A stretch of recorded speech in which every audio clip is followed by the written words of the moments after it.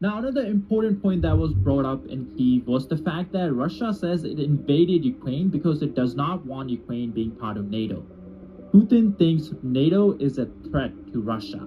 But in reality, if Putin actually believed that, then he would have way more troops on the border with NATO. He would have way more troops with the border with Norway and Finland. But guess how many Russian troops are there protecting Russia at the NATO border with Finland and Norway?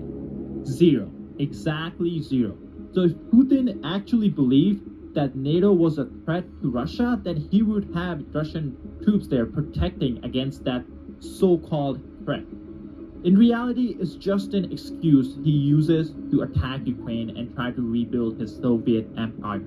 He just wants to decide what happens to Ukraine. He wants to control it. He thinks Ukraine is in sphere of influence of Russia, and he wants to have a say if Ukraine gets the EU membership. He wants to have a say if Ukraine gets a NATO membership or not. But in reality, Ukraine is a sovereign nation, and Ukrainian people are the one who get to decide whether Ukraine wants to be in NATO, whether Ukraine wants to be in EU or not. And that's exactly what the Finnish Prime Minister points out. Let's listen. Russia obviously started this war.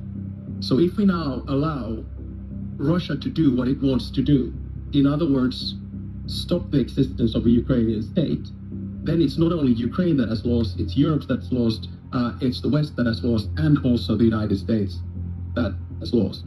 I think we need to make clear to the Russians and everyone else that there are a few things that are completely off the table in these negotiations. One is EU membership. It is not Russia who decides on EU membership. It is the European Union who does that. Two is NATO. It is not Russia that decides on NATO membership. It is the alliance itself. Three is Ukrainian defense. It is not Russia that decides on what Ukraine has by its border, when, where, and how. And four, European security arrangements or order. It's not Russia that decides on that. We already have a European security order and should stick to it. On top of this, we had more good news from countries donating weapons and equipment to Ukraine so they can continue their defense against Russia. And we also had EU announce more details on their 16th sanction package.